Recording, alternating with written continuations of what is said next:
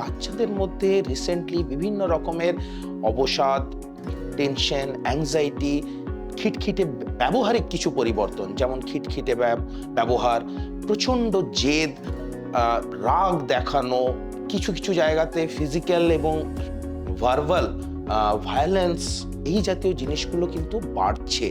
প্রতি দশক অনুযায়ী একটা বাচ্চাদের যে আইকিউ কিন্তু আগের দশকের থেকে আরো বেশি হয়। আপনি নিজে একটা মোবাইলের ব্যবহার করতে যতটা আপনি স্বাচ্ছন্দ্য বোধ না করবেন, একটা 5-6 বছরের বাচ্চা অত্যন্ত ইজিলি করতে পারবে। এই যে একটা রিলস দেখছে, একটা রিলস দেখলো, জাস্ট স্ক্রল আপ করলো, পরেরটা, আধ ঘন্টার মধ্যে সে প্রায় ধরুন 40-50টা রিলস দেখে ফেলছে। তাহলে কি হলো? আমার ওই অ্যাটেনশনটা, ওই যে ভিডিওটুকু দেখার অ্যাটেনশনটা কিন্তু ওই 45 সেকেন্ডেই আটকে যাচ্ছে।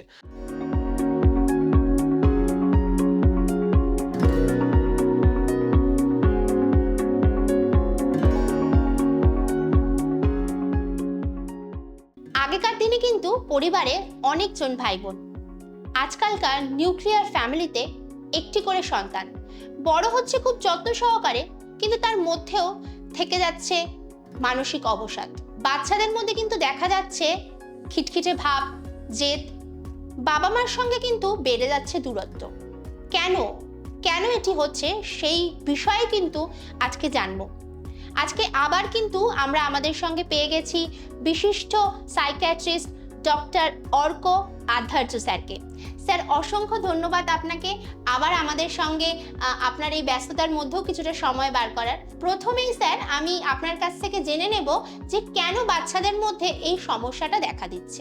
এখন তখন বলে ব্যাপারটা তো না, ব্যাপারটা হচ্ছে, হ্যাঁ অবভিয়াসলি এখন হচ্ছে যেটা আপনি খুব ভালোই বললেন যে হচ্ছে আগে একটা জয়েন্ট ফ্যামিলি, অনেকগুলো বাচ্চা, তারা তাদের বাবা মা, তারা নিজেদের মধ্যে একটা ভালো বন্ডিং তৈরি হচ্ছে, তারা সেখান থেকে বড় হয়ে উঠছিল। এটার মধ্যে একটা জিনিস তৈরি হচ্ছিল, একটা শেয়ারিং, একটা শেয়ার করে থাকা। আমি আমার ভাইয়ের জামা, আমার ভাইয়ের প্যান্ট নিয়ে থাকবো, চালিয়ে নেবো পুজোতে, এই জিনিসটা খুবই নর্মাল ব্যাপার ছিল। এবারে আসছে যেটা এখনকার ফ্যামিলির স্ট্রাকচার অনুযায়ী, মোস্টলি নিউক্লিয়ার ফ্যামিলি, একটি বা খুব বেশি হলে হয়তো দুটি বাচ্চা, যেখানে আমাদের কিন্তু অত্যধিক হচ্ছে বাবা মারা হচ্ছে সমস্ত যত্ন, কাজের, পড়ার সময়কার পড়ার সমস্ত, তাদের পছন্দ মতন খাবার, তাদের সমস্ত সিকিউরিটির ব্যবস্থা, সমস্ত কিছু করার জন্য তারা প্রাণপণ চেষ্টা করে যাচ্ছেন, অ্যাজ ইফ মানে তারাই হচ্ছে তার জীবনের মেন লক্ষ্য বাবা মার। স্টিল তারপরেও হচ্ছে আমরা এই জিনিসটা দেখতে পাচ্ছি যে বাচ্চাদের মধ্যে রিসেন্টলি বিভিন্ন রকমের অবসাদ, টেনশন, অ্যাংজাইটি, খিটখিটে ব্যবহারিক কিছু পরিবর্তন, যেমন খিটখিটে ব্যবহার, প্রচণ্ড জেদ, রাগ দেখানো, কিছু কিছু জায়গাতে ফিজিক্যাল এবং ভার্বাল ভায়োলেন্স, এই জাতীয় জিনিসগুলো কিন্তু বাড়ছে। কেন সেই জায়গাটা বলতে গেলে আমরা বলি, যেটা আপনি প্রথমে বললেন যে অনেকগুলো পরিবার যখন আছে, যখন শেয়ারিং, এইটুকুর মধ্যেই আমি খুশি থাকতে পারি, এই জিনিসটা যখন তাদের মধ্যে আছে, তারা চেষ্টা করবে তার মধ্যে মানিয়ে নিতে। আর যখন আমাদের কাছে সমস্ত কিছু উপলব্ধ, তখন হচ্ছে কোনো কোনো জায়গাতে হয়তো আমাদের মানিয়ে নেওয়া, শেয়ার করা, সিচুয়েশনের সঙ্গে অ্যাডজাস্ট করে নেওয়ার ক্ষমতাটা বোধহয় হারিয়ে ফেলছে আজকের দিনের যে বাচ্চারা, তারা যথেষ্ট। আর আরেকটা ব্যাপার আমাদের দেখতে হবে, যেটা আমরা দেখি প্রতি দশক অনুযায়ী একটা বাচ্চাদের যে আইকিউ কিন্তু আগের দশকের থেকে আরো বেশি হয়। আপনি নিজে একটা মোবাইলের ব্যবহার করতে যতটা আপনি স্বাচ্ছন্দ্য বোধ না করবেন, একটা 5-6 বছরের বাচ্চা অত্যন্ত ইজিলি করতে পারবে।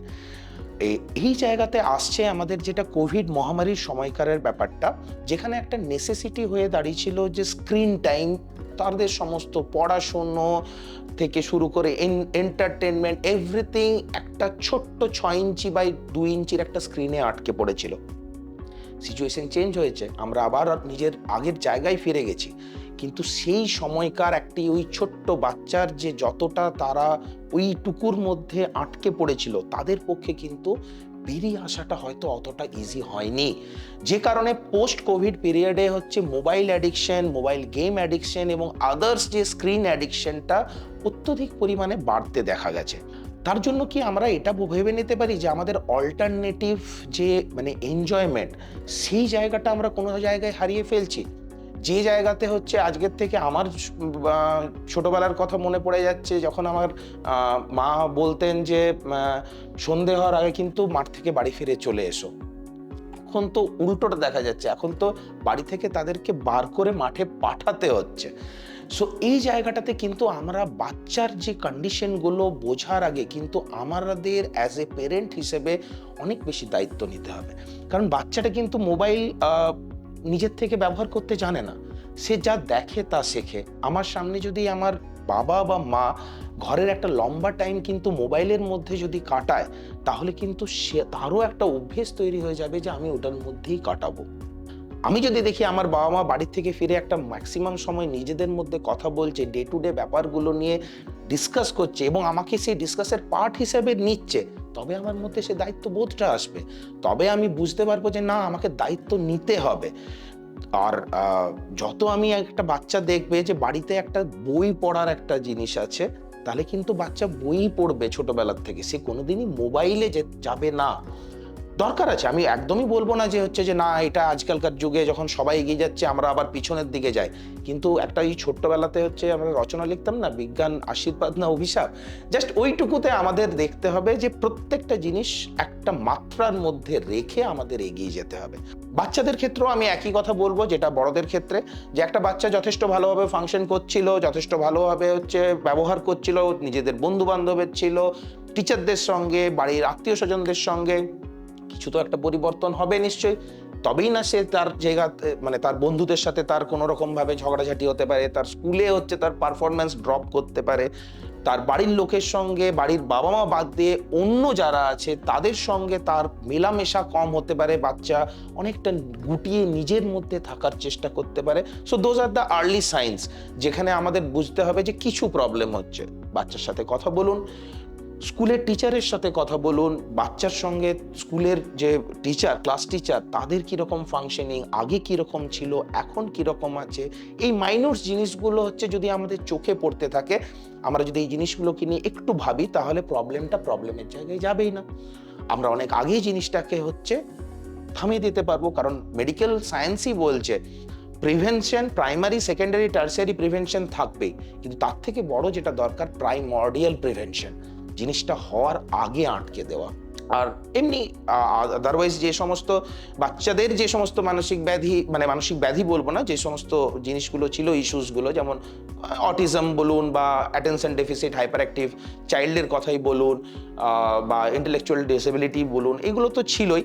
বাট রিসেন্টলি যে জিনিসটা আমি আমার নিজের প্র্যাকটিসগতভাবে এবং হচ্ছে আমার নিজের বাচ্চা পেশেন্টদের কথাই বলছি, তাদের ক্ষেত্রে দেখতে পাচ্ছি অ্যাটেনশন ডেফিসিটের ব্যাপারটা কিন্তু দিনের দিন অনেকটা বাড়ছে, যেটা যদিও ক্লিনিক্যাল নয় অতটা, কিন্তু স্টিল অ্যাটেনশন ডেফিসিটটা বাড়ছে। কারণ একটা খুব ছোট্ট উদাহরণ আমি দিচ্ছি।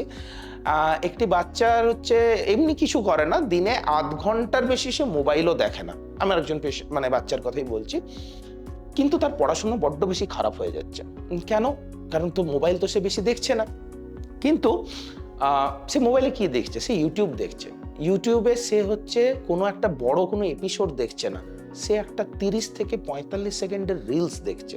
এই যে একটা রিলস দেখছে, একটা রিলস দেখলো, জাস্ট স্ক্রল আপ করলো, পরেরটা পরেরটা পরেরটা পরেরটা, 0.5 ঘন্টার মধ্যে সে প্রায় ধরুন 40-50টা রিলস দেখে ফেলছে। তাহলে কি হলো? আমার ওই অ্যাটেনশনটা, ওই যে ভিডিওটুকু দেখার অ্যাটেনশনটা কিন্তু ওই 45 সেকেন্ডেই আটকে যাচ্ছে। তাহলে যে অ্যাটেনশন জিনিসটা আমার ওইখানে 45 সেকেন্ডে আটকে যাচ্ছে, সেটা যখন আমি পড়তে বসবো বা অন্য কাজ করব, তখনও কি সেই 45 সেকেন্ডটুকুতেই আটকে থাকবে না? হ্যাঁ, অবভিয়াসলি পড়তে হবে, আমি একটু বসলাম, একটু বেশিক্ষণ বসলাম, কিন্তু আমার যে অ্যাটেনশনটা সেটা কিন্তু আমি লুজ করছি। So these are the early science, যেখানে আমাদের এই জিনিসগুলোকে নিয়ে অবভিয়াসলি একটু কশাস থাকতে হবে, এবং যখনই আমি দেখবো ডেফিনেটলি আমি কথা বলবো। আর অবভিয়াসলি একটা ব্যাপার হচ্ছে যে জিনিসটা সিঙ্গেল চাইল্ডদের ক্ষেত্রে বা নিউক্লিয়ার ফ্যামিলিদের ক্ষেত্রে বলছি, রেজিলিয়েন্স পেরেন্টসদেরও বাড়াতে হবে, এবং বাচ্চাদের, পেরেন্টসদের যদি রেজিলিয়েন্স বাড়ে, বাচ্চাদেরও কিন্তু রেজিলিয়েন্স বাড়ে। রেজিলিয়েন্স মানে যে একটা জিনিস আমার চাই মানেই পেয়ে গেলাম, তার মানে আমার কিন্তু পরের চাহিদাটা আরো বাড়তে থাকবে। যে চাই মানে সেটা আমি যে পেলাম, আমি একটা কিছু ভালো কিছু করলাম, তার বদলে আমি সেটা পেলাম বাবা মার কাছ থেকে, তাহলে কিন্তু আমার একটা ভালো কাজ করার প্রবণতাটা বাড়বে, পরিশ্রম করার প্রবণতাটাও বাড়বে। হ্যাঁ স্যার, একদম ঠিক বলেছেন। আমরা কিন্তু দৈনন্দিন জীবনে এই প্রবলেমগুলো ফেস করি। ইভেন আমি আমার বাড়িতেও সেটা ফিল করছি। আমার বাচ্চাও কিন্তু এই কাজটাই করছে। তো আমিও বুঝতে পারলাম যে আমি কোথায় কোথায় ভুল করছি আর আমাকে কোথায় কোথায় সতর্ক থাকতে হবে।